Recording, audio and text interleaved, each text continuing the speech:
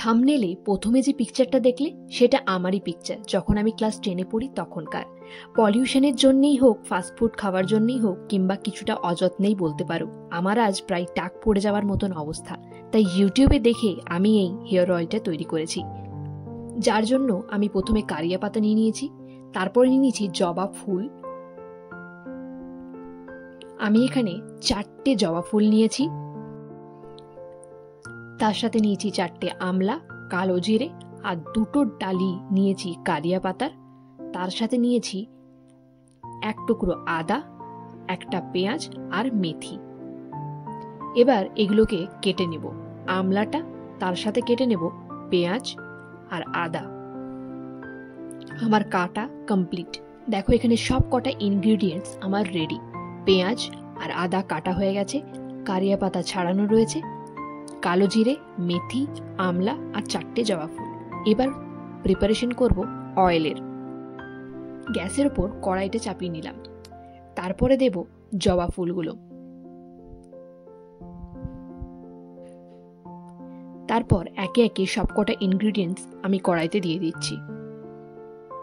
আমলা, কালো জিরে, মেথি যা যা আমি রেখেছিলাম সবকটা ইনগ্রিডিয়েন্টস আমি কড়াইতে দিয়ে দিচ্ছি।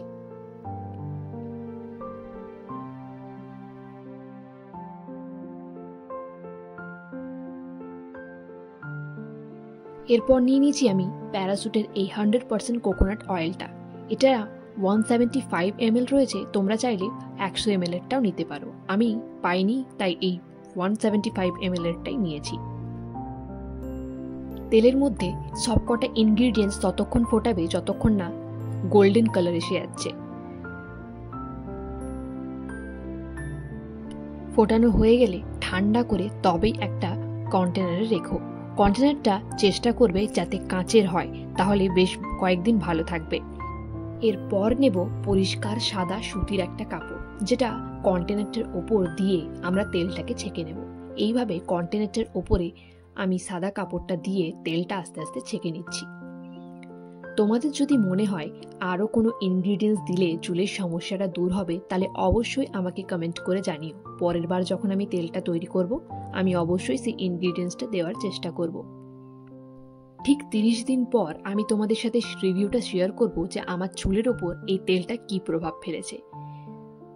ভিডিওটা ভালো লাগলে একটা লাইক করে দিও, অবশ্যই চ্যানেলটা সাবস্ক্রাইব করে দিও এরকম আরও ভিডিওর জন্য। দেখা হচ্ছে পরের একটা নতুন ভিডিওতে। ভালো থেকো।